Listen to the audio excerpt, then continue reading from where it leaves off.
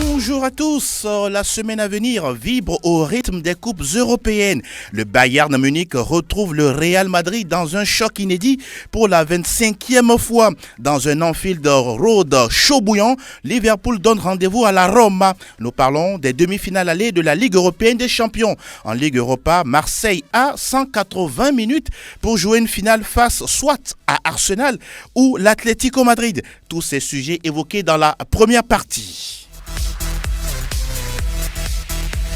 La deuxième est dévolue aux majeurs avec deux nouveaux champions. Manchester City en première ligue avec des statistiques assez impressionnantes. En Ligue 1 Conforama, c'est le Paris Saint-Germain sans surprise qui soulève l'Hexagone pour la 5e fois de suite. En Bundesliga, le derby de la Ruhr électrique comme toujours au sourire au Schalke 04, solide dauphin du Bayern. Nous parlons aussi de la Liga où le FC Barcelone toujours invincible. En Outre-Alpes, c'est la Juve qui est en danger après son nul chez Crotone et qui croise ce dimanche le Napoli dans une partita décisive. Question des auditeurs, top 3 africains et thèmes sportifs sont les autres rubriques bien au menu. Et pour discuter de tous ces sujets autour de moi, dans la bonne humeur et avec expertise, les spécialistes sont déjà en studio. Bonjour Fifi Assogbavi, bienvenue. Bonjour Angelo. Je salue les spécialistes et puis je salue également toutes les auditrices et tous les auditeurs de cette émission. Comment vous portez-vous? Ça va. Ça va bien. Ça va. Juste à votre droite, lui, c'est le patron de la Bundesliga, Morgan Frank Nunyama. Morgan Angelo, bonjour à toutes et à tous. En pleine forme, hein? Très bien, ça va. D'accord. Roméo Yetor, buenos dias. Buenos dias Angelo, bonjour à tous les auditeurs. Ah oui, juste en face de vous, lui, c'est le patron de la Serie A italienne, Ezequiel Ayataï. Buongiorno. Bonjour Angelo, bonjour à tous. Comment tu vas? Ça va. La Roma va bien. La Roma se porte bien. On va en parler tout à l'heure. Et puis, oui, lui, c'est le jeune de l'équipe, hein, tout en cravate ce matin. Oui, vous avez un rendez-vous? Oui. Ah oui, ça se sent. Bonjour Armel. Bonjour Angelo. Comment tu vas? Très bien. Merci beaucoup d'être là et également merci à Elom Adovon qui assure la vidéo de cette émission que vous pouvez retrouver sur radiosportfmtg.com. À la mise en onde, c'est Sa Majesté Pélagie Mekoum, Angelo Folikwe à la présentation. PFE, c'est parti.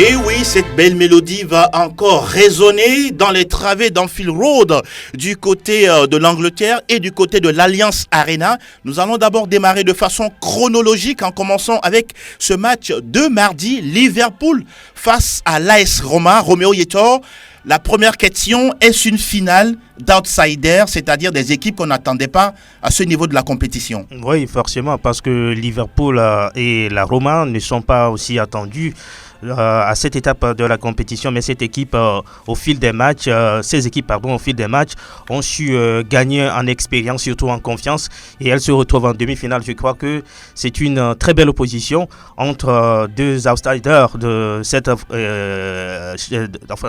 cette compétition. Mais rappelez-vous que ces équipes se sont déjà retrouvées en finale de la même compétition. C'était en 1984. Vous étiez né déjà? Oui. Je faisais mes premiers pas. Mais vous n'avez pas vu le match. Non. Donc, remporté par Liverpool chez la Roma, je crois que c'est une très belle opposition. Et aussi, il ne faut pas oublier que Mohamed Salah de Liverpool avait fait donc la Roma. Il a joué contre Liverpool en match amical. Je pense que ça va être un match assez intéressant à suivre, surtout que quand on voit ce que la Roma a fait face au FC Barcelone, tout le monde se dit que attention, la Roma est capable de tout maintenant. Maintenant, ce qui est très important à souligner dans cette rencontre également, c'est le match à aller de la Roma chez Liverpool. On sait que quand la Roma voyage, très souvent, ça ne marche pas très fort pour les Romains. Maintenant, il faut limiter les dégâts, ne pas commettre les mêmes erreurs qu'on a commises face au FC Barcelone, parce que l'attaque de Liverpool également, c'est une attaque qui ne bandit pas et surtout qui ne lésine pas sur les moyens. Roméo a lâché le mot, une question d'attaque. Ezequiel Ayataï, vous qui avez souvent ce regard assez pointilleux sur la Serie A italienne, la Roma a marqué 4 buts en aller-retour face au Barça. Le Liverpool en a mis 5 face à Manchester City. Les buteurs doivent parler dans cette partie. Oui, on va pas s'ennuyer, c'est sûr. Seulement si une des deux équipes décide de ne pas jouer, les Italiens peuvent décider de ne pas jouer, attendre l'adversaire. Ça arrive. Et c'est seulement là où on n'aura pas la chance ou l'occasion d'avoir un match à but ou un match intéressant. Mais je ne pense pas que ce soit le cas, puisque c'est deux équipes qui ouvrent normalement le jeu. Donc, il y aura du jeu, il y aura du football à suivre dans ce match. Surtout Liverpool de son côté est une équipe joueuse. Donc même si c'est un jeu direct, c'est un jeu qui fait surtout exprimer les joueurs de couloir. Est-ce que la Roma a les moyens de museler Mohamed Salah? Museler Mohamed Salah, c'est pas évident parce qu'il n'y a pas que Mohamed Salah justement du côté de Liverpool qui peut faire le jeu. Il y a un milieu de terrain surtout qui arrive à briser les lignes, donc ce qui permet justement à Mohamed Salah d'être plus à l'aise sur son côté. Donc je crois que chercher à museler Mohamed Salah ferait déjouer carrément la Roma. Donc faut pas se concentrer sur Salah. Il y a d'autres joueurs également de qualité. Donc je pense que Liverpool a les moyens, largement même les moyens de venir à bout de la Roma, mais la Roma également a son mot à dire. Donc je pense que c'est, je ne dirais pas du 50-50, mais c'est du 60-40 je pense, pour Liverpool dans ce match-là. Liverpool de mon côté part un petit peu avec la faveur des pronostics, mais attention à l'excès de confiance. 51% pour Liverpool, c'est ça? 49% oui. Pour la Roma? Moi je donne même plus pour Liverpool. Oui, 60-40 peut-être. Ah d'accord, il s'est lâché. Donc Liverpool favori pour vous? Oui, de mon côté. D'accord. C'est un jeu direct, mais c'est un jeu qui peut faire mal. Ouais. Et du côté de Liverpool également, depuis un temps, c'est une équipe qui est solide en défense. Donc je pense que Liverpool a largement les moyens de venir à bout de la Roma. Rapidement. Quand Klopp est arrivé en octobre 2015, oui. Il souhaitait transformer les sceptiques en croyants. Aujourd'hui, en qualifiant la Roma pour 2 demi-finales... Liverpool, en qualifiant Liverpool pour 2 demi-finales de compétition européenne de suite, je pense qu'il est en passe de réussir sa mission. Et Liverpool a les armes pour aller plus loin. Fifi Asogbavi, d'aucuns pensent que la Roma est déjà rassasiée parce qu'on est déjà en demi-finale en éliminant le FC Barcelone. Mais est-ce que selon vous, la Roma peut également créer encore une sensation dans ces demi-finales allées? Moi, je ne pense pas que la Roma soit vraiment rassasiée à ce niveau de la compétition. Oui. Je me rappelle après l'exploit face au FC Barcelone, le président disait qu'ils vont encore aller très très loin maintenant. Il va encore se jeter dans la fontaine?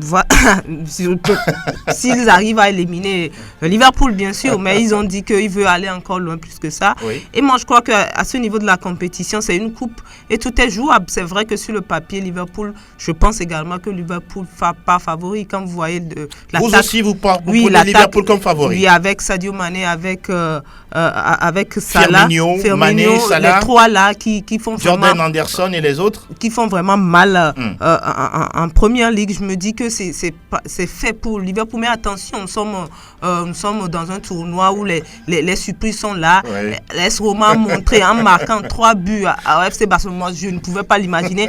Et FC Barcelone était incapable d'en inscrire un seul. Oui. Je me dis que s'ils jouent encore avec cette mentalité, cette envie, cette volonté, cette détermination, ils peuvent faire très très mal également à Liverpool. Mais sur l'ensemble, je pense également que c'est peut-être du 55-45. Ah oui, vous avez diminué la barre. Hein. 55-45. Franck Lunyama, on sait également que la Roma, ce n'est pas une foudre de guerre aussi, mais là, on a l'impression que les Romains ont beaucoup plus d'appétit en arrivant quand même en cette demi-finale-là. Attention à la Louve, elle est devenue très très très dangereuse depuis cette Elle est blessée? Non. elle n'est pas blessée. C'est elle qui a plutôt blessé le Football Club Barcelone, qui était parmi les favoris de cette compétition. Donc, dans ces conditions, lorsque vous jouez une telle équipe, vous avez à tout donner. Autrement, elle peut vous surprendre à tout moment. Donc, personne n'attendait l'AS Roma à ce niveau de la compétition. Ils ont gagné face au Football Club Barcelone et l'appétit est devenu très acéré.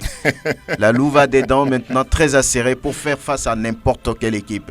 Vous voyez, donc face à Liverpool, pour moi, c'est 51-49. C'est-à-dire 51 pour Liverpool et 49 pour donc Liverpool favori. Oui, un peu. La balance juste du côté des Reds parce que on vous connaît très prudent en matière de pronostic. Au vu de tout ce que cette équipe a réalisé, on va dire surtout en éliminant le meilleur club d'Angleterre.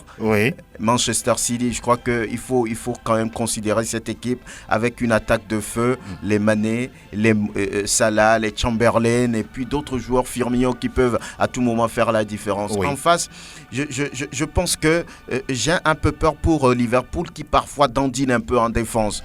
Or, les Italiens savent quand même museler des joueurs qui Dzeko peut leur jouer un mauvais tour. Pourquoi pas. Et puis Salah qui connaît aussi bien la maison. Donc c'est un match à suspense, un match très indécis. Maintenant, je crois qu'il va falloir aller sur la pelouse pour véritablement suivre ce match-là. Ça va être très intéressant, surtout que, comme Roméo l'a dit, il y avait une finale entre les deux clubs déjà en 84 remportée par Liverpool. Peut-être une occasion pour la Roma de retourner la situation. Question de revanche. Pourquoi pas? Pourquoi pas? Et on va s'intéresser à la deuxième demi-finale. Je pense que c'est même le choc de ces demi-finales entre le Bayern de Munich et le Real Madrid. Chers spécialistes, les deux ont dans leur JBCR 17 Ligues des Champions. Allez comprendre pourquoi, je ne vais pas faire de jaloux. Et du côté du Bayern, il y a déjà eu 300 000 demandes de place pour cette demi-finale à l'Allianz Arena. Imaginez tout simplement l'engouement qu'il y a autour de ce match. 25 matchs déjà disputés entre le Bayern et le Real Madrid en Coupe d'Europe. Armel Ouaba, oui, on s'intéresse à cette affiche-là. D'aucuns pensent déjà qu'il y aura un arbitrage anti-madridista mercredi prochain. Non, je pense que ce n'est pas la chose importante que nous devons soulever dans ce match. Plutôt le côté... Vous vous rappelez quand même du scénario de l'année dernière? Oui, bien sûr. Bon. Bien sûr qu'il y a eu des faits de jeu, mais voilà, on en est très loin aujourd'hui. Il ne sert plus à rien de revenir là-dessus. On espère juste que dans cette confrontation, comme l'année dernière, comme tu le dis, il n'y aura pas de ces faits de jeu-là qui vont faire basculer tout un match. Maintenant, pour moi, je pense que l'avantage psychologique, c'est quand même du côté du Real, qui, malgré la très grande forme, malgré le rouleau compresseur que constitue cette équipe bavaroise, est arrivé à bout. Et de quelle manière, quand on a vu vers la fin de match un Cristiano Ronaldo qui est sorti de nulle part et nous servit ce qu'il nous a servi, ça veut dire que c'est une équipe totalement préparée pour la circonstance. Et je crois d'ailleurs que le Bayern pas très largement défavorisé pour ce match, parce que le Bayern, certes, c'est une grande équipe, mais ces derniers temps, on a vu un Bayern qui a titillé. Vous voyez le Real favori dans cette partie? Bien sûr, on parle quand même du double tenant du titre et d'une équipe très forte. Et surtout que le Bayern ne m'a pas rassuré lors du tour précédent face à cette équipe espagnole. On ne peut pas dire que le Bayern a été une foudre de guerre face au Sévillan. Ça veut dire que face au Real, il va falloir énormément hausser le niveau pour espérer une qualification. On se rappelle tout simplement que Jupp Heynckes, qui est la tête du club bavarois, a déjà gagné la Ligue des Champions. C'était en 1998 avec le Real Madrid. Je voudrais quand même poser cette question. Oui, beaucoup ont pensé comme quoi Sergio Ramos est suspendu. On le dit haut et fort, Ramos n'est pas suspendu. Quand on croit les propos de nos confrères de la radio Cope de Sky Sport, confirmé par l'UEFA, qui dit ceci: l'UEFA nous a dit qu'il n'y a aucun risque de suspension parce qu'il n'y a aucune raison qu'il soit suspendu. La suspension de match est l'interdiction de participer à un match ou à une compétition à venir, ainsi que d'y assister aux abords immédiats du terrain de jeu. On a vu que dans le match Real Madrid, la Juve, Ramos était pratiquement dans le tunnel qui menait quand même au vestiaire. Beaucoup ont pensé comme quoi le voir tout près du stade, c'était quand même pas bien. Mais voilà, Ramos sera bien présent lors de cette demi-finale. Allez, oui, vous voulez dire quelque chose avant de passer la parole à Roméo Yetor? Non, comme Roméo avait évoqué 1984, donc je vais faire revenir 1984 aussi. En fait, c'est le remake de cette finale, justement, la Ligue des Champions 1984. Oui. La finale, c'était entre le Bayern et le Real. Exact. Donc, je crois que c'est du 50-50, moi je pense, même si d'aucuns diraient que oui, c'est vrai, le Real est le double tenant du titre, mais les Bavarois ont Est-ce toujours... Est-ce qu'ils n'ont pas, quelque part dans le coin de la tête, à prendre une revanche? Justement, les Bavarois ont toujours en travers la gorge la défaite de l'an passé, donc ça n'a pas été digéré. Sur 2 buts inscrit sur hors-jeu de Cristiano Ronaldo. Voilà. Donc, je pense que les Allemands ont un cœur de prendre leur revanche. Donc, ça va être plus de détermination du côté des Allemands. Donc, ça va être un match plein, je crois bien. Et depuis que Jupp Heynckes est là, c'est un Bayern qui dévore tout, doit-on dire. Donc, je crois qu'on aura... Il ne s'est pas encore attaqué un gros comme le Real Madrid. On aura une équipe motivée du côté du Bayern. Maintenant, je pense que c'est au Real de faire le jeu. Sinon, les Allemands seront très déterminés. Ça pourrait jouer contre le Real Madrid. Surtout que, je pense, les Allemands, ça fait longtemps quand même qu'ils n'ont plus gagné ce trophée. Ils ont à cœur de Depuis 2013, non, Franck Lugama, c'est ça? Dans le choc face au Borussia Dortmund. Ça fait quand même 5 ans que le Bayern n'est plus arrivé en finale de la Ligue des Champions. Oui. Roméo, votre analyse sur cette affiche des demi-finales? Déjà, je dirais qu'il y a un gros défi à relever du côté du Bayern de Munich avec son nouvel entraîneur, Jupp Heynckes, qui était donc ancien entraîneur du Real Madrid. Ça veut dire tout simplement qu'il connaît un peu la philosophie du jeu du Real Madrid. On sait également que Zinedine Zidane a joué en tant que joueur contre le Bayern de Munich et maintenant en tant qu'entraîneur contre le Bayern de Munich. Zizou également connaît un peu le système de jeu du Bayern Munich. Et quand vous prenez les joueurs, on sait que Toni Kroos était passé par le Bayern. James Rodriguez, le nouveau Bavarois, avait déjà joué pour le Real Madrid. Donc ça veut dire que les deux équipes pratiquement se connaissent. Ça fait 25 confrontations, c'est énorme. Maintenant, quand on prend la saison en cours, on sait que le Bayern a déjà gagné la Bundesliga. Le Real Madrid sait que la Liga n'est plus à sa portée. Donc, on va se concentrer sur la Ligue des Champions. Le dernier match du Real contre la Juventus de Turin a été un match assez compliqué pour les Madrilènes, mais ils s'en sont sortis. Maintenant, il ne faut pas commettre les mêmes erreurs. Je pense que le Real Madrid aujourd'hui a récupéré la plupart de ses joueurs. On sait que le grand souci du Real Madrid cette saison, c'est sa défense. Et là, la défense du Real Madrid... Ramos sera de retour. On sait que Casemiro cette saison est un joueur qui n'arrive pas à récupérer assez de ballons, contrairement à la saison dernière. Il a été l'homme clé de ce milieu de terrain du Real Madrid. Mais cette année, on voit un certain Casemiro un peu en dessous de la moyenne. Et ce qu'on prend... Karim Benzema qui n'arrive pas à donner le meilleur de lui-même, idem pour Gareth Bale, et tout le boulot, on va dire que toute l'équipe repose maintenant sur Cristiano Ronaldo. On sait que Cristiano Ronaldo, depuis les huitièmes de finale, marque dans chaque rencontre. Donc c'est un joueur qui est très attendu. Entre-temps, vous avez évoqué le problème d'arbitrage. Je crois que c'est un problème qu'il faut soulever. Lors de ce match retour contre la Juve, ce penalty continue par... Vous êtes contre ce penalty ou... Bon, on va pas revenir sur ça, mais ce penalty a alimenté... C'est discutable. Les débats jusqu'à présent. Souvenez-vous, contre le Bayern de Munich, ça a été également un problème lié à l'arbitrage également. Donc, les arbitres qui vont officier ce match ont une grosse pression. Donc, il va falloir que ces arbitres-là également soient dans le match. Oui, vous le dites si bien, vous tendez si bien la perche. Je me rappelle de cette déclaration de Carlo Ancelotti au lendemain de ce match. Il dit, je cite, « On a bien préparé le match et on a mieux joué. Les décisions de l'arbitre nous ont fortement pénalisés. Il n'y avait pas... carton jaune pour Arturo Vidal. Il y avait hors-jeu sur 2 buts de Ronaldo. On ne peut pas être satisfait des décisions. Et sur un quart de finale, il faut choisir un meilleur arbitre. Et pour finir, ou alors l'UEFA doit mettre la vidéo. Franck Lugama, vous qui patronnez la Bundesliga, est-ce que le fait de ne pas avoir Arturo Vidal dans ce match est un gros handicap pour le Bayern?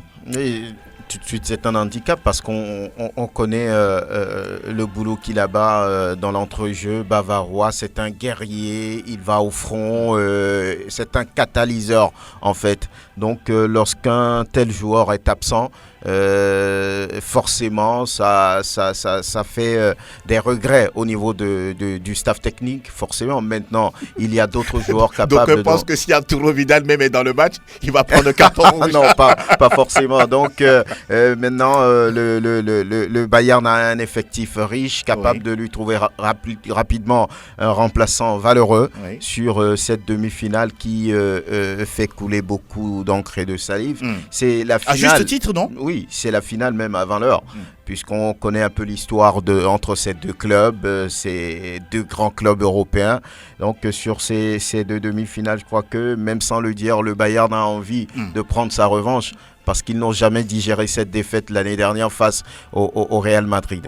Donc le fait pour Jupp Heynckes d'avoir gagné avec le Real en 98, 20 ans déjà, et puis d'être le dernier entraîneur à faire gagner le Bayern dans cette compétition, peut-être, est un avantage certain, parce que c'est avec lui qu'on a gagné en 2013. Donc c'est un avantage. Il vise le triplé encore une fois. Pourquoi pas? Il veut gagner.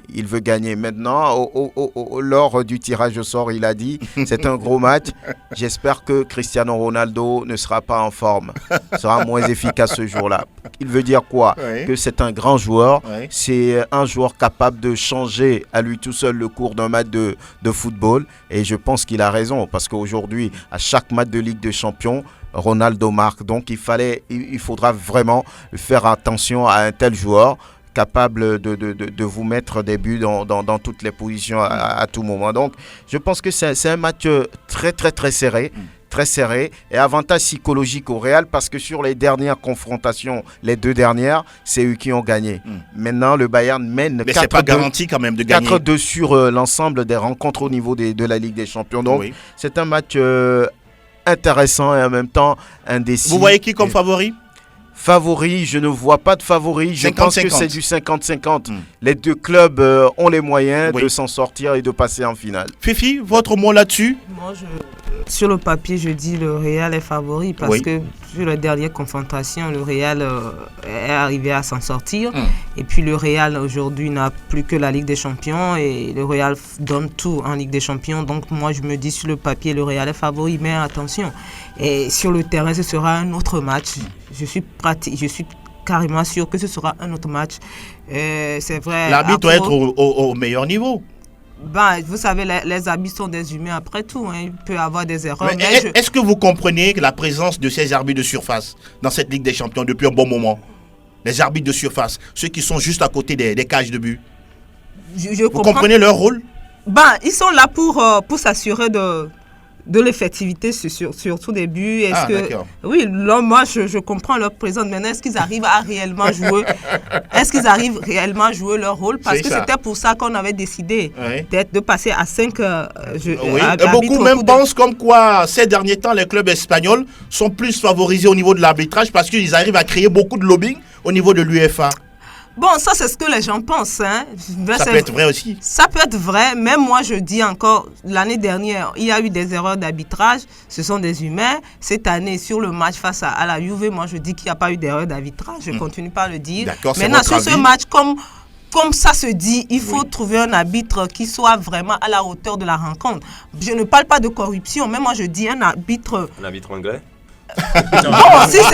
Encore une fois. Pas forcément, mais un arbitre qui soit capable de pouvoir gérer la rencontre pendant 80 la pression, les conditions, tout pendant 90 minutes, qui soit véritablement en forme, proche des actions pour pouvoir tout régler, pour qu'il n'y ait pas de problème à la fin de cette rencontre-là. Parce que je me dis, dans cette rencontre, sur le terrain, ce sera du 50-50. Même si sur le papier, je pense que par rapport à l'environnement de la rencontre, par rapport au vécu des deux équipes, par rapport à tout ça, le Real pas un peu favori, mais je dis sur le terrain, ce sera vraiment du 50-50 par rapport à ce que le Real produit en Ligue des Champions, par rapport à ce que, comment on dit, le Bayern a produit depuis l'arrivée de Yupenkes. Je me dis ce sera 50-50. Il faut donc qu'un arbitre, l'arbitre soit vraiment à la hauteur de la rencontre pour qu'on puisse assister à un vrai match de football. Voilà ce qui est dit concernant ces 2 demi-finales de Ligue européenne des champions. Mardi, on aura à Anfield Road Liverpool face à l'AS Roma. Et puis mercredi, le Bayern à l'Allianz Arena accueille, le Real Madrid, le double tenant du titre de la Coupe aux larges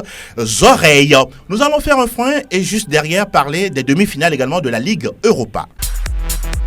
Les demi-finales de la Ligue Europa, il y a 2 demi-finales inédites au niveau également de cette compétition. L'Olympique de Marseille qui joue face au RB Salzbourg. Ça n'a rien à voir avec le RB Leipzig, même si c'est Red Bull entre guillemets. Et puis de l'autre côté, Arsenal qui joue face à l'Atlético Madrid. Ézéchiel, Marseille, Salzbourg, ça le fait, Oui, je pense que c'est le meilleur tirage pour Marseille, pour les supporters de Phocéens. Je pense, parce que peut-être ça aurait été plus compliqué face à Arsenal ou l'Atlético, mais Salzbourg, c'est jouable, c'est à la portée des Olympiens.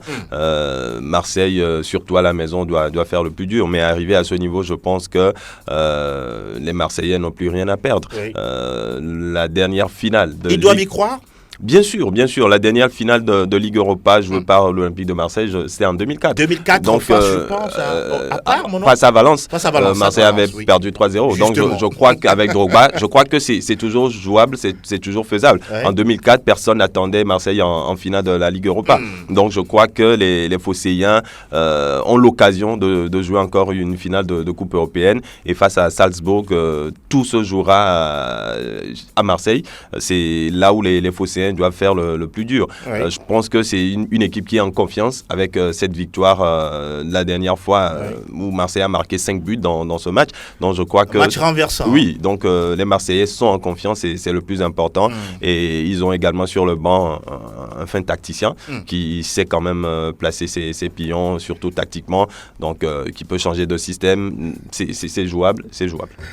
Armel Waba ? Oui, je pense que comme l'a dit Ézéchiel, c'est le meilleur tirage pour Marseille. Mais attention pour les Phocéens, ne pas prendre de haut cette équipe autrichienne. C'est quand même l'équipe qui a déjà éliminé le Borussia Dortmund et pas mal d'adversaires assez coriaces. Et surtout que c'est un club satellite du RB Leipzig. Bien sûr. Ça veut dire qu'il y aura de la vengeance en l'air et notamment avec des joueurs qui sont annoncés justement la saison prochaine pour intégrer le club allemand. Ça veut dire que c'est une équipe, un club qui a des joueurs de qualité et donc il va falloir ne surtout pas les sous-estimer.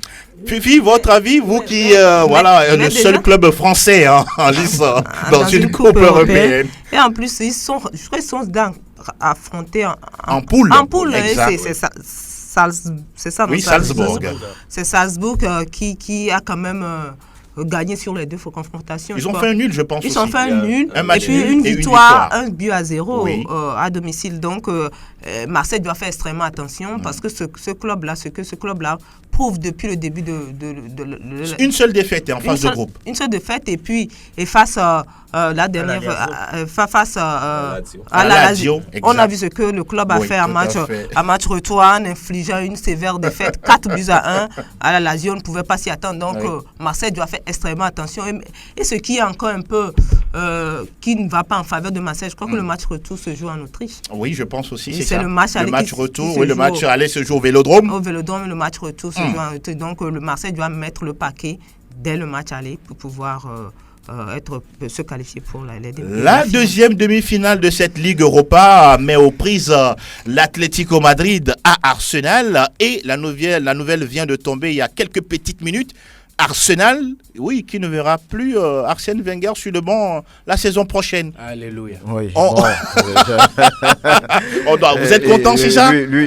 Vous êtes content ? Je crois qu'il a senti qu'il faut arrêter maintenant parce que... C'est le bon moment d'arrêter ? Bon, je ne sais pas si c'est le bon moment, peut-être... surtout qu'il n'y a pas une 3e compétition européenne. Ah oui, on dirait que vous avez une dent contre Arsène Wenger. Tout ce qu'on sait, c'est qu'il est arrivé il y a très longtemps. Ah, bien sûr, depuis 98. Oui, ça fait quand même 96, pardon. Ça fait 96. Quand même 22 ans qu'il est là à la tête des Gunners. Donc le moment est venu pour lui peut-être de se retirer. Il a gagné son dernier titre en 2004. Ça fait 14 ans. Donc il n'a plus, première ligue, bien sûr. Visiblement, il n'a plus rien à donner. Donc je crois que c'est une bonne décision pour lui. Alors dans ce match, il ne faut pas oublier que c'était un titre sans défaite. Oui, justement, ça c'est extraordinaire. On va en parler tout par à l'heure. rapport à cette demi-finale, je crois que Arsenal, pour sortir peut-être par la grande porte, doit pouvoir gagner ce match face à l'Atlético Madrid, qui, on va dire, ne s'est pas bien préparé pour cette demi-finale, en se faisant battre en championnat par la Real Sociedad 3-0.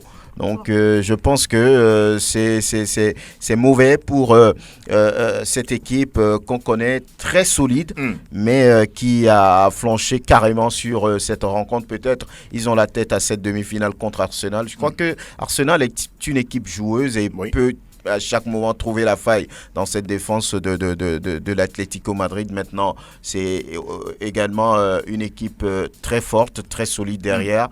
Le championnat n'a rien à voir avec cette demi-finale. Absolument. Peut-être c'est juste une mauvaise image donnée sur ce match et sur cette demi-finale. On peut rapidement se relever. Donc, je pense que c'est une très très belle rencontre. J'ai envie de dire que ça fait également 50-50. Maintenant pour Marseille, n'oubliez pas que Marseille a déjà joué cette équipe autrichienne. Bien sûr. Et on a fait, on va dire 1-0 au Vélodrome. Elle a été battue. Et puis 0-0 en Autriche. Donc ce n'est pas une équipe... Elle peut tenir. Ce n'est pas une équipe que Marseille va regarder de haut, surtout pas ça. Et ils ont appris la leçon. Donc il faut être solide face à ces Autrichiens qui ont montré qu'ils avaient quand même la valeur pour battre tout le monde dans cette compétition. Et surtout, interdiction aux Marseillais d'aller prendre quelques boissons que ce soit. Hein. Parce que nous le rappelons, le match aller a lieu à Marseille face au Red Bull Salzbourg. Le match retour, ce serait du côté de Vienne. Et puis, du côté d'Arsenal, Arsenal reçoit d'abord l'Atlético et le match retour se joue au niveau du stade Wanda Metropolitano. Justement, voilà, on y est arrivé. Et c'est tout ce qu'on peut dire sur les demi-finales des coupes européennes. Cette fois-ci, on fait le frein et nous parlons des majeurs. English Premier League News. Et oui, on a suivi à l'instant un certain kaléidoscope de certains buts inscrits par les différents buteurs de Manchester City. Cette saison, c'est un champion exceptionnel, quoi qu'on dise.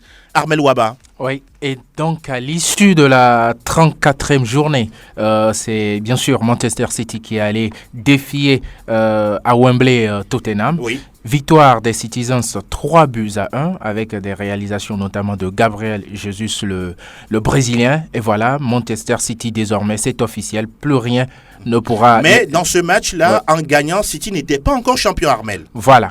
Bien sûr, puisque c'est le lendemain que City a fêté son titre à l'issue. Et comment ? À l'issue du match qu'a joué Manchester United, le rival éternel, face à West Bromwich Albion, eh bien, on ne pouvait pas l'imaginer, mais c'est bien sûr le club de West Bromwich Albion qui s'est imposé de... West Brom, vous ne dites pas quelque chose. Dernier la lanterne rouge. Bien sûr, la lanterne je ne veux plus appuyer là-dessus. Et donc, à Old Trafford, qui plus est, 1-0. Et donc, City, Pep Guardiola qui remporte son premier championnat, le 5e de toute l'histoire de ce club. Et voilà, je ne sais pas. Et oui, on va s'intéresser à quelques chiffres avec, et d'abord, Ezekiel Ayataï. 16 points d'avance pour Manchester City sur Manchester United. Rarement dans l'histoire de la Première Ligue, on a vu un tel écart. Oui, je crois que Manchester City a marché sur ce championnat, qu'on le veuille ou non, c'est ce qui est arrivé. C'est vrai que beaucoup étaient sceptiques depuis que Guardiola est arrivé, mais finalement son football a eu raison de ce championnat anglais, ce qu'on n'attendait pas. C'est vrai que c'est un titre attendu, mais c'est l'inattendu pour un titre attendu, on doit dire, parce que après cette défaite face à Manchester United, on se dit, City doit encore attendre pour avoir ce titre, mais on n'attendait pas ce titre lors de cette journée, donc je pense que c'est fait. Et à 5 journées de la fin du championnat en Angleterre, ça n'arrive pas souvent. Je crois qu'il y avait eu Manchester United qui l'avait réalisé il y a longtemps, en 2001. Voilà, exact. Et puis pour revoir un club qui termine champion comme ça, il faut remonter à 1905 ou je ne sais pas, c'est vieux quand même. Avant la Première Guerre mondiale. Oui, même 1985 avec Everton, c'est vieux ça. Donc je pense que c'est un exploit réalisé par Pep Guardiola. La Première Ligue possède, c'est vrai, le club le plus riche au monde, à l'instar de Manchester United, mais Chelsea, Liverpool et Arsenal ne sont pas également très loin. Donc ce sont des clubs riches qui jouent ce championnat. C'est normal qu'il y ait de la valeur dans ce championnat-là. Donc c'est là où on peut mesurer l'exploit de Pep Guardiola. Oui, Roméo Yétor, il y a un autre chiffre, 13, comme 13 buteurs différents du côté de Manchester City. On va citer Kun Agüero, Sterling, Gabriel Jesus. Ça aussi, c'est la force de City de Pep Guardiola. Je crois que City, cette saison, a su ajuster un peu tous les compartiments parce que les défenseurs arrivent à marquer parfois, surtout ces milieux de terrain, puisque en attaque, c'est Sergio Agüero, mais souvent blessé, mais quand il n'est pas là, il y a les milieux qui sont là. Il y a Leroy Sané, Sterling, qui arrive à marquer 2 buts. Je crois que c'est aussi l'une des forces de cette équipe des Sky Blues cette saison. Et je crois que Pep Guardiola a fait de très bons recrutements et voilà, ils sont champions à 5 journées de la fin de la saison. C'est très bien pour les Sky Blues, mais ce qui a un peu, on va dire, entaché cette performance de Manchester City, c'est son élimination en Ligue des Champions. Vous le dites si bien, Franck. On a également vu une équipe de City qui a eu beaucoup de mal quand même à perdre ses matchs. Il a fallu quand même un très très bon Liverpool pour marcher sur City. Oui, c'est difficile de terminer toute une saison sans défaite. On savait que cela devait arriver, c'est arrivé avec Liverpool. Et Jürgen Klopp qui a su mettre un système en place pour dérouter, pour battre, j'allais dire, Manchester City. C'est fait, mais ça n'enlève rien à la performance réalisée par Pep Guardiola et ses hommes. Cette saison, le technicien espagnol a eu des difficultés lors de sa première saison, lors de son premier essai. Je pense, comme Roméo vient de le dire, qu'il a su ajuster un tout petit peu l'équilibre au niveau de tous les compartiments de jeu. Une équipe en mouvement, perpétuel mouvement d'ailleurs. Voilà pourquoi vous avez parlé de 13 différents buteurs. Ça veut dire que tout le monde peut marquer, les compagnies, les Otamendi, les Agüero, Fernandinho, tout le monde peut marquer parce que c'est un jeu en mouvement, ça va très vite. Donc je pense que c'est intéressant pour Manchester City, même si cette équipe a été battue par Liverpool. Ça devrait arriver, Franck. Ça devrait arriver, elle reste quand même la meilleure équipe de la Première Ligue anglaise. Fifi, un mot avant de revenir sur Ezequiel, Fifi, beaucoup également pensent comme quoi Pep Guardiola, lorsqu'il était du côté de Barcelone, il y avait Messi et compagnie, du côté de Bayern, c'est un championnat en un seul sens, mais là, Pep Guardiola a fait taire tous ses détracteurs. Oui, c'est parce que Pep Guardiola a pu former une équipe forte. Moi, je dis un très bon effectif. Quand vous prenez dans tous les compartiments de jeu, il y a de très bons éléments. Quand vous prenez derrière... Tous les postes doublés. Oui, avec... compagnie avec Otamendi au milieu. Même le gardien Ederson. Ederson, bien sûr, au milieu, quand on retrouve Silva ou bien encore le Sterling, Jesus, Bruyne, Kevin De Bruyne, et devant on retrouve Jesus, on retrouve le Roi Sané ou encore Agüero. Moi je dis c'est un effectif très très intéressant et contrairement à Mourinho, lui il a su former une équipe, un bloc compact pour aller chercher ce titre-là. Et c'est ce qu'on reproche un peu à Mourinho du point de vue où il a quand même un très bon effectif également. Et aussi beaucoup d'argent. Beaucoup d'argent, mais qui n'arrive pas à faire ce que, par exemple, l'autre a fait, former une équipe compacte, une équipe irrésistible. Mais lui, il a su le faire. Bravo à lui et félicitations à City qui mérite amplement, durant toute la saison, par rapport à ce qu'il a montré, qu'il mérite amplement ce titre. Oui. Oui, Ezekiel, avant de revoir... c'est vrai, on le dit, Guardiola a déboursé beaucoup d'argent pour constituer cette équipe. Mais l'argent n'est pas forcément un gage de réussite. La preuve... Mais c'est le moteur. Chelsea avait eu de l'argent, il y a eu des recrutements, mais Chelsea a attendu 9 ans avant de gagner ce titre de champion en Angleterre. Donc ce n'est pas donné, tout simplement. Ce qu'il a réalisé, il faut le reconnaître, ça a été un exploit, ça a été énorme, ce que Guardiola a fait. Il a eu le mérite de faire progresser ses joueurs. Par exemple, Fernandinho, c'est lui quand même le moteur de cette équipe. Le système de Guardiola tourne autour de ce joueur. Il a eu le mérite de créer un poste, il faut le reconnaître. Par exemple, Kevin De Bruyne, un meneur qui joue bas sur le terrain. C'est pas habituel. Donc, c'est lui qui a créé ça. Sterling qui devient de plus en plus buteur. Sterling qui devient de plus en plus efficace. Et il a eu même à conseiller Sterling de ne plus contrôler le ballon avec l'extérieur du pied pour pouvoir gagner en vitesse. Ce qu'il a réussi à faire. Donc, je pense que il y a sa touche également. Il a su communiquer avec ses joueurs. Il a su apporter quelque chose à ses joueurs. Il les a fait progresser. Donc, je crois que on doit tirer un chapeau tout simplement à Guardiola. Un chapeau à Monsieur Pep Guardiola. Oui, Armel. Je pense qu'il va falloir mettre en lumière le travail aussi fait dans les coulisses par cet homme-là. J'ai un peu fait les recherches. D'abord, quand il arrive à Manchester City, il demande à tous les joueurs d'avoir une identité par rapport au club. C'est-à-dire qu'aujourd'hui, quand vous prenez le Barça, vous savez que c'est une forte identité. Le Real, le Bayern, tous. Il a fait de même. Et qu'est-ce qu'il a fait? Il a demandé à ce qu'on joue une musique d'un groupe très fanatique de Manchester City à chaque fois dans les vestiaires, histoire de créer cette identité-là, cette identification des joueurs par rapport au club. Il décide que les tunnels soient en vitre pour qu'au passage des joueurs, il y ait une communion, avec le public. Il va même jusqu'à refuser l'accès au Wi-Fi à certains endroits du terrain lors des entraînements. Pour les joueurs. Pour les joueurs, parce qu'on sait qu'avec le Wi-Fi, tout le monde est avec son téléphone portable, son smartphone. Du coup, la communication n'y est plus. Il a refusé cela. C'est-à-dire que nous, d'habitude, on voit que ce qui est fait sur le terrain. Il a refusé aussi les Pokémon, non? Voilà. Et puis, le point fort sur lequel il est rigoureux, c'est qu'il contrôle la nutrition des joueurs. Il a ramené une certaine nutritionniste barcelonaise à City qui a pris tout en charge au niveau des joueurs. Et voilà, aujourd'hui, on voit le résultat. C'est dire tout simplement que c'est un homme très organisé, qui sait exactement ce qu'il doit faire. Et ce qui est frappant pour moi, c'est que n'oubliez pas quand même que dans ce début de saison, il y avait un match entre lui et José Mourinho. Oui. Aujourd'hui, on le voit. Et quand on se retourne, on ne voit pas Mourinho. Vous l'avez dit, 16 points d'écart. C'est tout simplement hallucinant. Et les deux sont devenus de très très bons amis. On a vu se donner des accolades par moment. José Mourinho et Pep Guardiola. Et on va s'intéresser à l'équipe type qui a été publiée cette semaine de la Première Ligue anglaise. On voit 5 joueurs de Manchester City. Franck Lunyama, ça montre à suffisance la force de City. Ce n'est pas une surprise. Je crois que City mérite d'être bien représenté dans le 11 type du syndicat des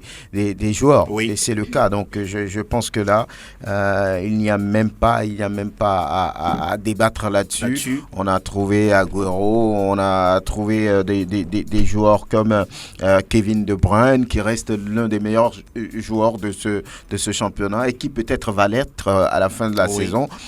Qui a marqué de super buts, qui a fait de très bonnes choses cette saison. Donc, je pense que c'est tout à fait mérité pour les Citizens de placer 5 joueurs sur les 11, dans le 11 type. Voilà. Roméo, on voit également la présence de Mohamed Salah. Oui, l'Égyptien, peut-être il va être le meilleur joueur de la Première Ligue à la fin de cette saison parce que il a mis elle a mis toutes les chances à ses côtés pour pouvoir devenir le meilleur joueur de la Première Ligue. Mohamed Salah, ce qu'il a fait cette année, c'est tout simplement pharaonique. On espère qu'avec l'Égypte, je l'aime celle-là, pharaonique. Il va faire le même exploit avec l'Égypte en Coupe du Monde. Ah oui, et également dans ce groupe, on voit un certain Sergio Agüero, on voit également un certain Harry Kane. Bien sûr.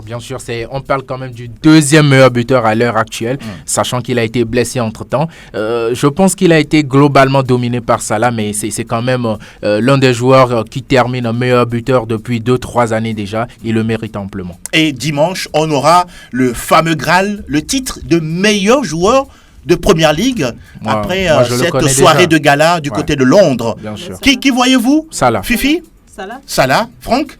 Oui, je pense que... C'est entre De Bruyne et Salah. Oui, entre les deux.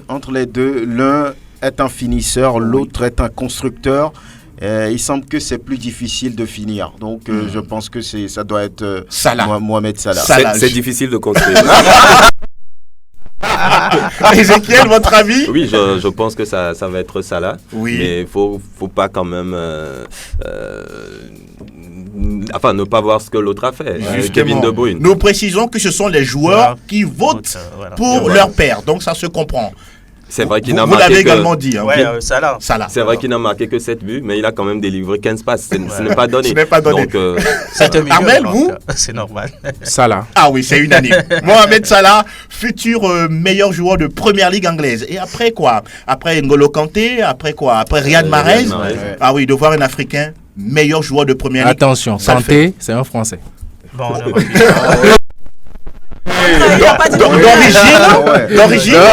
D'origine. Ok. Voilà, c'était l'hommage rendu à ce travail pharaonique, extraordinairement divin de Mohamed Salah, l'Égyptien. Oui, qui est en lice pour le titre de meilleur joueur de Première Ligue anglaise. Le calendrier de cette 35e ou 36e journée avec vous rapidement? Oui, on a joué la 34e et la 35e journée entre-temps. Exact. Oui, avec la 35e journée, 3 matchs. Brighton, 1 but partout face à Tottenham. Tottenham, visiblement, qui ne s'est pas relevé du match perdu face à City. Oui. Bournemouth a perdu contre Manchester United. Sans conséquence, Leicester, 0-0 face à Southampton. Et bien, à partir de demain, il y aura West Bromwich Albion face justement à Mohamed Salah et Liverpool. Oui. Watford, Crystal Palace. On a les oppositions comme Arsenal, West Ham, Manchester City déjà champion face à Swansea. Mais attention, Swansea joue lui un match. Et puis Chelsea, Huddersfield. Oui, Swansea joue un match pour le maintien, c'est ça? Bien sûr. Avec les frères Ayou. Good, merci. Oui, vous voulez dire quelque chose, Ezekiel? Non, mais rapidement. Quand on vient de parler de cette équipe type, ça me donne une idée. Pourquoi ne pas jouer un match entre les équipes types des différents championnats? Ah oui, on va aller voir l'UEFA pour ça. Pourquoi pas? Merci beaucoup Armel Waba. On file de l'autre côté. Monaco le champion, et quel spectacle pour une dernière victoire. 100% Ligue 1, Conforama. Lacazette réussit le sien, 28e but de la saison sous les couleurs de Lyon avant de quitter le club. 7e titre pour le Paris Saint-Germain, 5e de suite pour le club francilien. Le Paris Saint-Germain cette saison n'a pas eu d'égal, Fifi Sogbavi. Oui, le Paris Saint-Germain n'a pas eu d'égal, comme venait de le dire. 7 buts à 1 pour le dernier match, ou bien score tennis. le match qui a permis aux Parisiens de remporter le 7e titre. C'était face à Monaco. Passation de pouvoir. C'est le premier face au deuxième, on ne pouvait pas s'y attendre. 7 buts à 1. Pratiquement tout le monde a marqué. Il y a même eu des buts contre son camp. Di Maria, Lo Celso, Cavani. Championnat facile pour le Paris Saint-Germain? À la fin, oui. Je pense que ça a été un championnat plutôt facile pour le Paris Saint-Germain. Il ne manquait qu'un but du gardien. La dernière fois. Et le Paris Saint-Germain qui a marché sur le championnat, la seule surprise, c'était sa défaite face à Strasbourg, qui reste sa seule défaite au cours de ce championnat-là. Et le Paris Saint-Germain qui a failli perdre également face à Saint-Etienne, mais à la dernière minute, il y a eu cette égalisation, but contre son camp de Saint-Etienne. Dans l'ensemble, on peut dire que le Paris Saint-Germain a marché sur le championnat et actuellement, c'est 17 points d'écart entre le Paris Saint-Germain et Monaco sont dauphins. Armel, est-ce que la venue de Neymar également a amplifié le succès aussi facile du club qatari? Non, je ne pense pas. Je ne pense pas. Puisque Neymar, tout de même, c'est quelqu'un qui est venu avec beaucoup de prestige. Mais entre-temps, on a vu qu'il s'est blessé. Moi, je regrette d'ailleurs le fait que Neymar ait choisi de se faire soigner au Brésil. Et donc, de ne pas, ne serait-ce qu'être avec ses amis, parfois sur le terrain, on le voit, des fois les joueurs sont blessés, mais ils font le déplacement. À un moment, on sent véritablement que le joueur n'a plus vraiment la tête à ce qui concerne le club et il n'a la tête qu'au mondial actuellement. D'ailleurs, il a dit qu'il est très impatient. Oui, il l'a entendu pendant 4 ans, donc pour moi, non. Il faut rappeler que le Paris Saint-Germain a été champion en 2013, 2014, 2015, 2016, puis en 2018. Monaco l'a fait en 2017, c'est ça. Oui. Bien, les hommes forts pour vous, pour ce titre de champion? Cavani, je parle premièrement de Cavani. Justement. On peut parler de Verratti, on peut parler de Thiago Silva, de Marquinhos derrière et Rabiot également. Bien moi, sûr. c'est pour moi les hommes forts. Pour moi, Et Ben Arfa? Non, Ben Arfa C'est n'a rien joué cette Mais il a saison. le titre de champion quand même. Il est dans le club, c'est normal, mais il n'a rien joué cette saison. Oui. Donc on ne peut pas parler d'homme fort, on ne peut pas dire que Ben Arfa soit l'un des hommes forts de Paris Saint-Germain. Ezekiel et Unai Emery dans tout ça? Oui, Unai Emery Homme fort, non? Oui, il a forcément apporté quelque chose. Oui. Il a gagné le titre comme tous les autres. Donc à la fin, je me demande si c'était ils étaient obligés, par exemple, de faire partir Laurent Blanc à l'époque, Oui. parce que tous les autres n'ont rien fait de mieux que Laurent Blanc. Il gagne à chaque fois la coupe, il gagne le championnat, mais en Ligue des Champions, ça ne donne rien. Donc je pense que le problème du Paris Saint-Germain se situe autre part. C'est pas coach, voilà. Donc il va falloir quand même trouver des solutions à ce problème, parce qu'on investit beaucoup d'argent. C'est pour gagner la Ligue européenne des champions à la fin, parce qu'en championnat il y a rien à prouver, mais à la fin je pense que c'est du fiasco. Roméo, on annonce Thomas Tuchel, va-t-il le faire cette fois-ci? Bon, peut-être s'il arrivait. On peut voir un Paris Saint-Germain aller pourquoi pas en demi-finale ou finale si les joueurs sont toujours là, parce que Oui. On beaucoup annonce vont beaucoup vouloir de départs. partir, puisque quand vous essayez à plusieurs reprises et que ça ne marche pas, les gens sont parfois fatigués d'être éliminés aussitôt dans une compétition très prisée en Europe.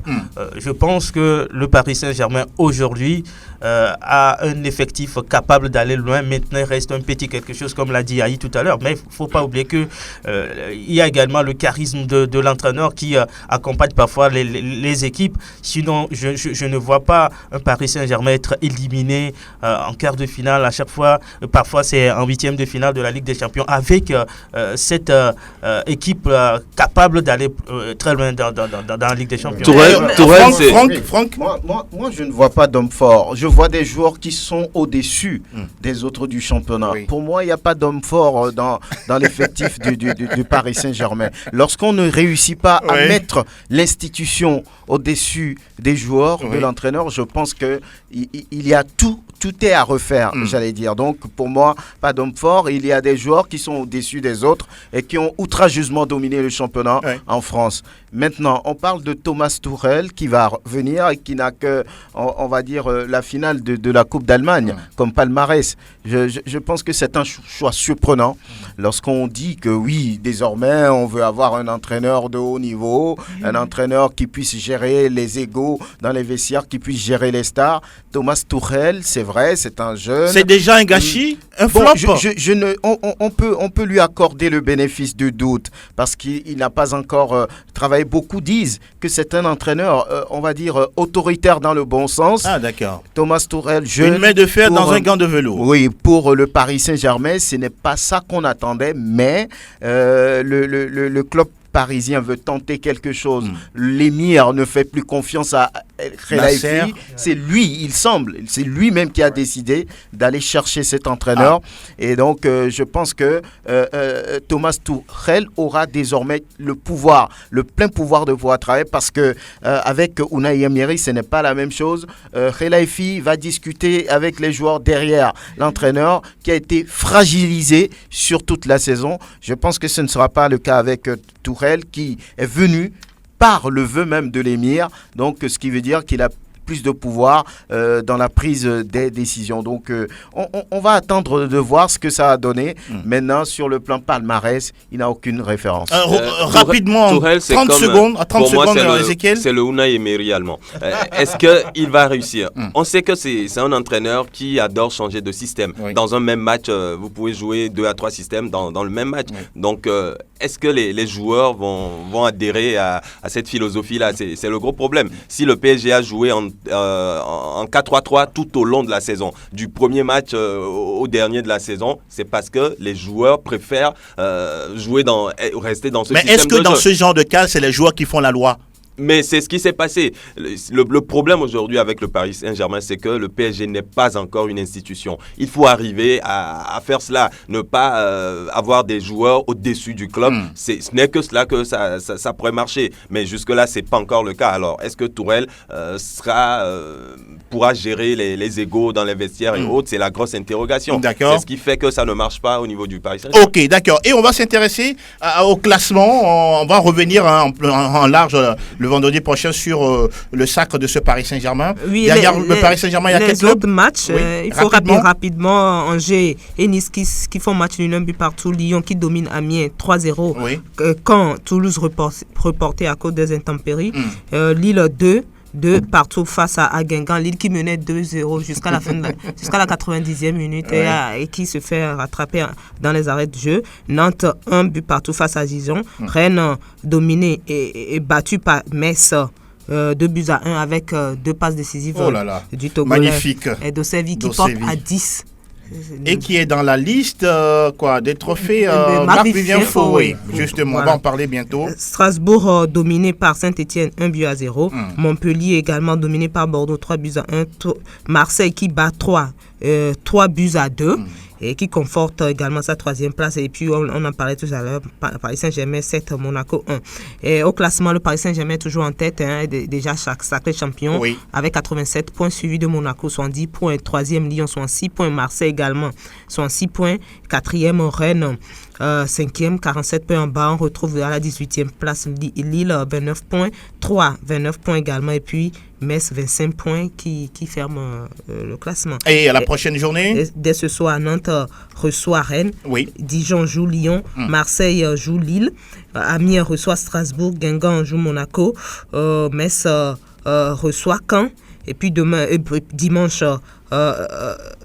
toujours samedi, Toulouse joue Angers. Dimanche, Nice joue Montpellier. Saint-Etienne joue Troyes. Et puis Bordeaux joue Paris Saint-Germain. Mille merci, Fifi Assobavi. Et on va ailleurs. Herzlich willkommen zum Bundesliga. Alles über Bundesliga.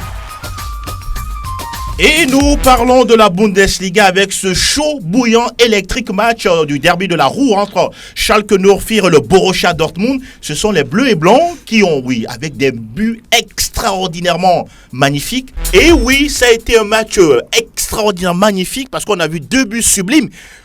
Le premier, c'était quoi? C'était un missile qui rentre dans le filet et qui ressort tout de suite. Le deuxième, c'était un coup franc de Naldo, le Brésilien.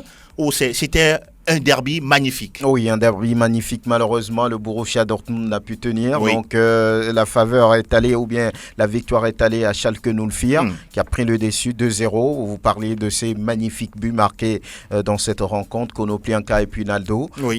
Ces des buts souvent montrés dans les écoles de foot. Donc, je pense que Schalke 04 méritait largement de pouvoir passer, de gagner et de prendre les 3 points. Et Dortmund qui perd également, Michy Batshuayi sur blessure. Qui perd, c'est malheureux, ce joueur qui s'est bien intégré, qui aligne but sur but. Je crois que ça va faire une fin de saison compliquée pour les jaunes et noirs. Le mondial compromis oui, possible. Bon, on ne va pas se prononcer tout de suite, on va voir après les analyses et puis tout ça pour les radios pour voir ce que ça va donner. Exactement. Sinon, c'est une fin de saison compliquée pour le Borussia Dortmund qui vise quand même le podium de ce championnat. Le Bayern, pas rassasié du tout. Après le titre de champion, le Bayern a infligé un 5-1 au Mönchengladbach avec un doublé de Sandro Wagner, un but de Lewandowski, Alaba et puis Thiago Alcantara pour faire rapidement la différence. D'autres résultats, Werder Leipzig 1 but partout, Mayence domine Fribourg 2-0, Hoffenheim donne la même punition à Hambourg. On va parler également de ce résultat entre le Hertha Berlin qui enfonce un peu plus Cologne 2-1, Stuttgart, Hanovre 96 de Dilas Bebou, 1 but partout. Leverkusen, Francfort 4-1 pour Leverkusen avec un triplé de Kevin Volland. Vous allez constater ça au niveau du classement des meilleurs buteurs. Et Wolfsburg qui n'est pas arrivé à faire la différence face à Augsbourg à domicile. 0 but partout. Et au classement, peut-être qu'on ne va même plus parler du Bayern. Déjà sacré. Premier avec 75 points, deuxième Schalke 04, 55 points. Troisième, le Bayer Leverkusen, 51 points. Quatrième, le Borussia Dortmund, 51 points. Et puis Leipzig qui boucle le top 5 avec 47 points. Au bas du tableau, 14e Wolfsburg, 30 points. 15e Mayence, 30 points aussi. 16e Fribourg, 30 points. 17e Hambourg, 22 points. Et puis Cologne, 18e. 21 points. Les buteurs, Robert Lewandowski, seul au monde, il n'a pas de concurrent, 27 buts après 30 journées, deuxième désormais. Enfin. Pierre-Emerick Aubameyang a été déclassé. Kevin Volland qui, grâce à son triplé, est passé devant le Gabonais. 14 buts pour le joueur du Bayer Leverkusen et Aubameyang qui reste toujours troisième. Avec 13 réalisations. La prochaine journée, elle commence dès ce soir avec Mönchengladbach qui reçoit Wolfsburg. Demain, on aura Stuttgart-Werder, Hannover 96, Bayern Munich, Hambourg-Fribourg, Leipzig-Offenheim, Francfort-Hertha Berlin, le Dortmund qui reçoit le Bayer Leverkusen. Ça va être un match assez intéressant parce que là, c'est un match entre le troisième et le quatrième. Augsbourg, Mayence, Cologne, Schalke 04. Vous voulez qu'on parle des coupes d'Allemagne? Allez-y. Les demi-finales ont été jouées en finale en semaine avec cette victoire sans pitié du Bayern 6-2. 6-2 face au Bayer Leverkusen avec un triplé de Thomas Müller. Et 2 buts de Lewandowski et puis un autre de Alcantara. L'autre demi a opposé Schalke à Francfort, victoire de Francfort 1-0. Et la finale va se jouer le 19 mai prochain entre le Bayern et Francfort. Et la dernière fois que Francfort a remporté la Coupe Pokal remonte à 1988. Ah oui, ça fait 30 ans quand même, ça fait vieux déjà. Et puis au niveau des transferts, je pense que le Bayern reste hermétique sur le départ du Polonais, de Lewandowski. Ils disent, Rummenigge est monté au créneau pour dire que nous ne laisserons pas partir un tel joueur. Jupp Heynckes également a parlé, il dit non. Vous les croyez ces deux messieurs? Bon, peut-être qu'ils vont mettre les moyens pour. Pourquoi pas? Augmentation de salaire. Prolongation de contrat. Oui, pourquoi pas. Donc, je pense que le joueur a 29 ans. Ce n'est pas, il approche la trentaine. Donc, peut-être une augmentation de salaire. Mais on a l'impression qu'il est un peu déjà vieux du côté du Bayern. Oui, il veut aller voir du côté de la Maison-Blanche. Mais les dirigeants, pour l'instant, sont très fermés là-dessus. Peut-être qu'il va falloir que le Real mette beaucoup plus d'argent pour attirer le joueur. On verra bien ce que ça va donner. Et on note également que le Bayern va lever l'option d'achat de James Rodriguez, estimé à 42 millions d'euros. Ça n'est rien pour le Bayern. Convaincu. Donc, justement. File donc Real Nuñama, on file de l'autre côté. Salta el Madrid, salta el Barça, arranca el clásico. Está el tiempo de la Liga. Sí, suena la que recibe de Casemiro, haga la primera, gol. Et nous parlons de la Liga espagnole avec vous, Seigneur Yetor. On va s'intéresser à la dernière journée, la 33e disputée mercredi et hier jeudi. On commence avec ce résultat du Real Madrid qui a été donc tenu en échec à domicile par Athletic Bilbao. Le Real, mené dès la 14e minute sur un but de Williams, va égaliser par l'intermédiaire de Cristiano Ronaldo. L'inévitable. Voilà, à la 87e minute, une talonnade, une déviation et puis il égalise le but à la 87e minute. Le Barça en déplacement chez le Celta Vigo revient avec le point du nul, 2-2 à l'arrivée. Difficile, Oui, difficile. Messi a démarré le match sur le banc, il est entré en jeu. Suarez, lui, il est resté sur le banc. Toute la partie. Donc ça fait 2-2 entre Celta et Barça. Ce match disputé hier, c'est la surprise, la défaite d'Atlético Madrid chez la Real Sociedad, 3-0. Atlético, lors des 2 dernières journées, avait passé 3-0 à ses adversaires. Mais cette fois-ci, ce sont les Colchoneros qui prennent 3-0. Qui gagne par 3-0, périt par... Et puis, la nouvelle de Retafe, Roméo. Retafe, justement, qui a battu Valence 2-1 grâce à Luc Rémy. Et cette victoire de Retafe permet au Real Madrid de revenir à la 3e place. Donc c'est la conséquence directe de cette victoire de Retafe. Est-ce que Jean va aller au Real? Je ne pense pas, pour l'instant. Et le Real n'est plus qu'à 3 longueurs de l'Atlético. Ça peut le faire. On va s'intéresser maintenant au classement. Oui, allez-y. Alors, Barça garde la première place avec 83 points. Atlético Madrid 71 points. Real Madrid 68, 65 pour Valence 4e. Betis Séville 5e avec 55, 51 pour Villarreal 6e. Getafe grimpe un peu, 9e place désormais avec 45 points dans le bas du classement. La Corogne 27, 21 points pour Las Palmas 19e. Et puis Malaga, le bon dernier, avec 17 points. Du côté des buteurs, Messi 29 buts, 24 pour CR7, Suarez 23 réalisations. La 34e journée s'ouvre dès ce soir. Leganés, La Corogne. Demain samedi, on aura Eibar, Getafe, Celta Vigo, Valence. Dimanche, Girona, Espanyol, Barcelone. Real Sociedad chez Malaga. Las Palmas contre Alaves. Atlético Madrid contre Betis Séville. Lundi, Athletic Bilbao, FC Séville. Le match du Real Madrid est reporté en raison de la Ligue des Champions. Et puis demain, le Barça joue la finale de la Coupe du Roi contre le FC Séville. Et ce sera au Wanda Metropolitano. Mais pourquoi je laisse la question pour tout à l'heure. Muchas gracias, señor Yetor. On file de l'autre côté. 22 gol in questo campionato. Serie D italiana. E poi Floro 2-0 Udinese, questa volta il gol è buono. Et nous évoquons la Serie A italienne, la Juve, la vieille dame qui aujourd'hui doit commencer à trembler. Oui, on a eu une 33e journée folle et riche en buts. La grosse surprise est venue justement de Crotone, où la Juve a été tenue en échec, un but partout. Ça a été la grosse surprise parce que c'est quand même un relégable qui tient en échec le leader de ce championnat. Et il y a eu également dans ce match un but splendide, un retourné acrobatique de Simeon Tochoukou, qui a permis d'ailleurs Encore. Oui, ça a été un retourné digne des grands. Si. Donc je pense que la Juve a encore pris un retourné. Oui, la Juve a pris un retourné. Encore. Voilà. Et le Napoli, de son côté, profite justement de ce match nul de la Juve, puisque le Napoli a battu Udinese 4-2 avec au passage un but de Lorenzo Insigne dans ce match. Et la Roma, de son côté, a aussi battu Genoa 2-1. Et le gros match de cette 33e journée était entre la Fiorentina et la Lazio. À l'arrivée, 4-3. La Fiorentina qui menait par 2-0 à la fin perd ce match. Fin de série donc pour la Viola, puisque depuis le décès de leur capitaine, ça fait 8 matchs sans défaite pour la Fiorentina qui à la fin s'incline. Mais il faut noter quand même que dans ce match, il y a eu un triplé du français Jordan Verretou qui a marqué les 3 buts de la Fiorentina. 3 buts insuffisants donc. Alors l'Inter de son côté a corrigé Cagliari 4-0 avec au passage un but de Mauro Icardi. 1-1 entre le Torino et le Milan AC. On notera également la défaite comme d'habitude de Benevento à domicile battu par l'Atalanta Bergame 3-0. Au total 28 buts ont été marqués lors de cette 33e journée. Vous comprenez donc que ça a été une journée folle en but.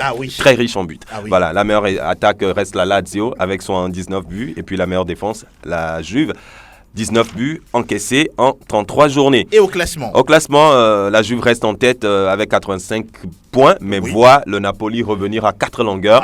Ça relance donc complètement la course pour le titre.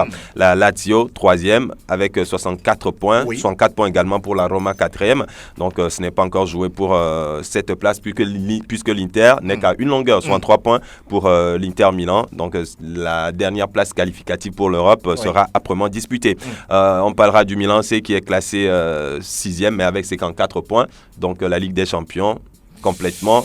Voilà. Oui, c'est clair. Les rêves se sont envolés pour le Milan C. L'Atalanta a 52 unités, 7e. Et puis la Fiorentina qui pointe au 8e rang avec 51 points. 51 points également pour la Samp. Au bas du classement, on a 16e, Chievo Vérone, 31 points. Spal Ferrara, 29 points, 17e. Et puis 28 pour Crotone. Ça veut dire que la bataille pour le maintien va être rude.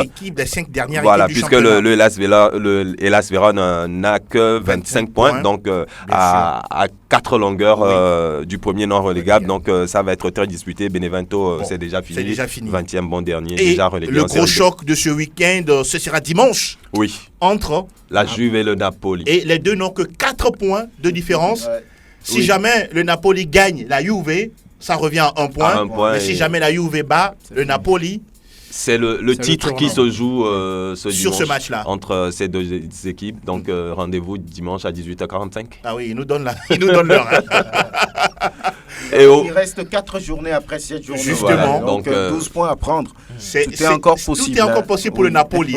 Oui. Mais tout doit se confirmer sur la pelouse. Oui, puisque le Napoli ne joue que ça. Il ne reste que le championnat pour le Napoli. Ouais. Alors que la Juve a la finale de la Coupe d'Italie a joué face au Milan.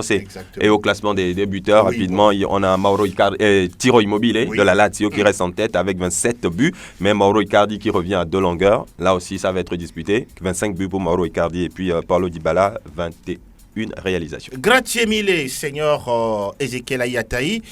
Oui, cette fois-ci, on va un peu se bousculer. On va faire un petit débat sur le 11 type de la Première Ligue anglaise. Le débat des spécialistes. Les grands joueurs automatiquement ne deviennent pas des grands entraîneurs. Il y a le cas Maradona. Un certain Mancini, il dit Balotelli court, il marche. Des anciens joueurs qui deviennent pour la plupart des grands entraîneurs. La preuve avec Zinedine Zidane, ce qui veut dire qu'ils ont forcément une autre façon de penser le football aujourd'hui. On n'est pas forcément obligé d'être un grand joueur pour être un grand entraîneur, ce que Mourinho a réussi. Mais c'est le côté spirituel, magique, tout ça là. C'est vrai, nous sommes en Afrique, on va me dire que tout peut se passer, mais à 99%, vous gagnez le match sur le terrain. Et l'autre là, on va dire que c'est une chance qui vous a souri. Le débat des spécialistes. Et nous nous intéressons aux 11 types de l'année en Première Ligue anglaise. Oui, on en a effleuré tout à l'heure. Armel Ouaba, oui, vous figurez par exemple dans un 11 type d'un championnat. Quel est votre avis là-dessus? C'est important ou pas pour un joueur comme vous, même si vous ne l'êtes pas? Bon, vous ne l'êtes plus, voilà. Ok, je pense que c'est très important, oui. Très très important. D'abord, c'est la reconnaissance d'une institution, de la fédération. Ça fait toujours du bien de se voir récompensé, on va dire. Et puis après, je pense que vis-à-vis même de ses coéquipiers, c'est aussi une reconnaissance. Il faut savoir que ce genre de nomination force l'admiration, le respect parfois de vos coéquipiers. Ça fait du bien. Et puis, sur le plan pécunier, je sais aussi qu'il y a des choses qui tombent. Quand on connaît ces joueurs-là qui, malgré les millions qu'ils amassent, ne sont jamais rassasiés, ça fait aussi du bien. Franck, on voit que dans ce classement, ou bien ce 11 type de Première Ligue, on voit David De Gea de United aux dépens d'Ederson, champion avec City. Oui. Ça se comprend? Ça peut se comprendre. Lorsque vous voyez un peu les matchs de Manchester United, si De Gea peut-être n'était pas dans les perches, Manchester United ne serait pas deuxième actuellement. Donc c'est un gardien qui a fait des arrêts pas possibles en championnat et même en Ligue des Champions, même s'ils sont éliminés. Donc je pense qu'il le mérite forcément. Aujourd'hui, il fait partie des meilleurs de ce monde. Voilà pourquoi d'ailleurs il est courtisé par le Real Madrid. De Gea, dans les face-à-face, souvent sort invaincu. Donc peut-être c'est ça qui a milité en sa faveur. Et ça fait quand même 16 clean sheets pour De Gea. C'est pas rien. Ah oui. Clean sheet, c'est-à-dire garder vos cages 16 matchs sans encaisser de but. Roméo, on voit également la présence de Mo Salah, mais il n'y a pas Mané, il n'y a pas Riyad Mahrez par exemple. Oui, vous savez, c'est un 11 très serré. Parce que les Citizens ont pris la majeure partie. On sait que City a une équipe très forte avec des joueurs très intéressants. Sané n'est pas là, oui. D'aucuns auraient préféré Sané à Agüero. Mais vous savez, Agüero n'a pas joué tous les matchs de City, mais à chaque fois qu'il est là, il est décisif. Ça veut dire tout simplement que c'est un joueur très efficace. Sur les quelques matchs qu'il a joué, il s'est impliqué surtout dans les victoires des Citizens. Donc voilà, c'est un peu compliqué à ce niveau, mais je crois que le choix de Agüero également, on peut le justifier. Fifi, est-ce qu'il y a un joueur qui manque dans ce 11 type selon vous? Non, moi j'aurais préféré avoir plus de joueurs de Manchester United. Oui. Quand je vois l'effectif de Manchester United. Lesquels par exemple? Pogba, pourquoi pas, mais je reconnais quand même que Pogba n'a pas fait une très grande saison. Oui. Mais je me dis comment Mourinho avait su utiliser ses joueurs très bien ses joueurs depuis le début de la saison, comme l'a fait, je dis encore, Guardiola. On aurait pu avoir plus de joueurs de Manchester dans ce 11 type. Voilà. Donc, mais au finish, il faut quand même reconnaître que c'est bien ce qui a été fait. Les joueurs sont à leur place. Un Mané également, j'aurais voulu voir également un Mané dans ce 11. Il ne l'est pas, mais Agüero aussi a fait quand même une belle saison, même si Agüero n'a pas joué tous les matchs. Donc, au finish, je suis d'accord aussi avec ce 11. La particularité pour finir, c'est que ces derniers moments, on voit quand même des joueurs africains finir dans le 11 type. On se rappelle de Riyad Mahrez, on se rappelle d'Ngolo Kanté, même quoi qu'on dise, mais cette fois-ci, c'est Mohamed Salah. Ça veut dire que l'Afrique a quand même de bons successeurs après Didier Drogba, Samuel Eto'o. Oui, bien sûr, c'est tout mérité pour Salah. Comment on peut constituer ce 11-là sans voir Salah, qui peut-être serait même le meilleur joueur de la Première Ligue. Donc c'est tout mérité pour lui au vu de tout ce qu'il a fait cette saison. Voilà, moi je suis un peu surpris quand même de ne pas voir Leroy Sané dans cette équipe. Pourquoi ? Parce que c'est un 11 type qui a été constitué en 4-3-3. Donc Sané a été remplacé par Agüero sur le flanc gauche de l'attaque. Mais Agüero, c'est que c'est un joueur de pointe qui est plus à l'aise en pointe. Donc bon, c'est vrai, il a marqué 21 buts et délivré 6 passes. Est-ce que ça n'a pas beaucoup marché pour lui ou bien compté pour lui dans la balance? Oui, ça a compté, mais sur le terrain, dans ce 11 type, il est placé à gauche de l'attaque. Agüero à gauche de l'attaque, je ne sais pas trop vous ne le comprenez pas. ce qu'il va apporter. Donc bon, il fallait tout simplement mettre Leroy Sané et Agüero en pointe. Ça veut dire qu'il y a eu quelqu'un qui est meilleur que lui en pointe. Donc on n'est pas forcément obligé de le mettre dans ce 11 type. Et Leroy Sané qui est quand même sélectionné parmi les 6 meilleurs joueurs de la Première Ligue qui ne se retrouvent pas dans ce 11 type juste parce qu'on veut mettre Agüero. Donc vous ne le comprenez pas. On a forcé les choses pour Agüero. Il mérite Leroy Sané d'être dans ce 11 type avec 9 buts et 11 passes décisives. Ce n'est pas rien. Donc, même 12 passes. Oui, donc je pense qu'il mérite largement. C'est un peu la surprise de ce 11 type en fait. D'accord, on va revenir peut-être les prochaines fois toujours sur cette liste-là et nous précisons donc que nous continuons. Il y a Otamendi. Oui, justement. Oui, pour moi Otamendi c'est un flop. Vous ne pensez pas qu'il devait être dans cette liste non. Otamendi cette saison c'est un flop. Otamendi du côté de City. Bon, ça reste ça reste un débat en offre. On va en parler après. C'est juste qu'il y a une pauvreté justement au niveau des défenseurs cette année. Quand vous prenez Liverpool, c'est l'attaque United, voilà, donc ça peut s'expliquer. City a également la meilleure défense. La meilleure défense, voilà, ça se justifie. Ah bon, au pays des aveugles. Voilà. Question des auditeurs. Question de l'auditeur. Plateau Foot Europe. Alors, nous allons prendre 2 petites questions. La première, elle est de Lamboni Désiré. Pourquoi le Paris Saint-Germain s'intéresse-t-il à Paul Pogba? Fifiar Sobavi. Parce qu'ils estiment qu'ils peuvent leur apporter quelque chose. Pourquoi vous riez? C'est une question normalement pour le staff du PSG. Moi, je me dis que je ne sais pas la raison, mais je me dis que quand on sait que le Paris Saint-Germain a eu beaucoup de problèmes au niveau de sa récupération cette saison, c'est pourquoi on a fait venir Diarra qui ne rentre pas dans les plans de Unai Emery. Donc Rabiot et Verratti ont essayé. Lo Celso aussi on dit qu'il n'est pas assez mature. Voilà, c'est peut-être pour ça qu'on veut Paul Pogba. Mais est-ce que réellement on veut Paul Pogba, on en a parlé, mais est-ce que réellement on veut Paul Pogba? On sait que Manchester United à Man U, il n'est pas en très bonne relation avec Mourinho et que Mourinho veut s'en séparer à la fin de cette saison et qu'en retour, Manchester également veut Marquinhos, sont pas de Marquinhos, de Verratti, et on veut les échanger. Tout ça, mais je me dis si réellement le staff du Paris Saint-Germain veut Paul Pogba, c'est pour cette raison-là, c'est pour son milieu de terrain. Deuxième question, comment pouvez-vous expliquer la mauvaise saison d'Arsenal? La question de Konsu Komi. Bon.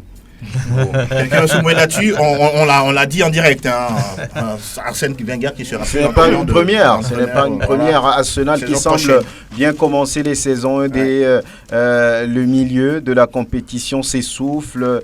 Il manque d'efficacité, il manque de présence dans le jeu, d'efficacité. Au-delà du beau jeu qu'il produit, ce n'est pas efficace à la fin. Donc voilà, donc, les autres ont été meilleurs qu'eux, c'est tout. C'est ça. D'accord. Bien, on va réserver réserver les autres pour la prochaine fois. Et cette fois-ci, nous allons nous tourner vers le professeur du jour, Roméo Yetor, pour le thème sportif. Alors, aujourd'hui, nous parlons du petit pont. Petit pont, c'est un dribble ou une feinte qui consiste à faire passer le ballon entre les jambes d'un adversaire et le récupérer après. C'est différent du crampon. Le crampon, c'est de glisser le ballon d'un côté et de le prendre de l'autre côté. Mais il faut également souligner que le petit pont fait partie du top 20 des humiliations sur le terrain, parce que quand tu fais un petit pont, c'est sous forme d'humiliation et la plupart des joueurs très techniques arrivent à le faire, mais l'apôtre du petit pont, c'est Ronaldinho. Ronaldinho Gaucho, le Brésilien. Vous avez déjà réussi un petit pont? Ah ouais. Ah ouais. On te l'a fait ou tu l'as fait? Les deux. J'aime ta franchise. Ah oui, un petit pont souvent dans des actions de foot, c'est extraordinaire, c'est tout simplement magnifique. Vous l'aviez dit, Ronaldinho, c'est un maître du petit pont. L'apôtre. Ah oui, le mot est très bien trouvé. Et on va faire le tour de table pour rapidement le top 3 africain, si on en a.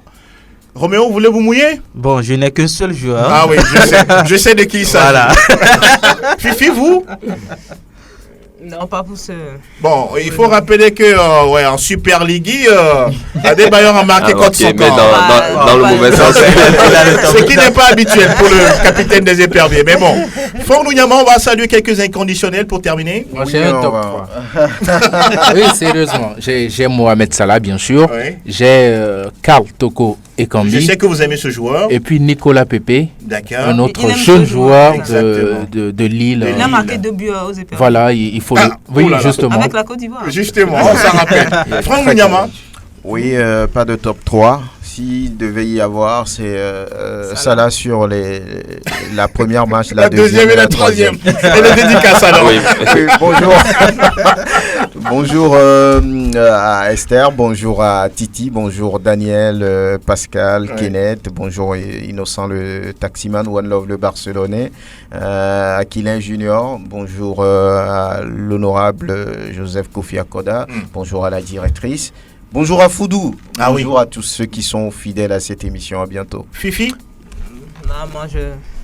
Salut tout le monde, c'est ça. Salut tout le monde. Salut. Oui, Ezekiel. Oui, moi, mon top, ce sont les supporters de l'AS Monaco. Oui.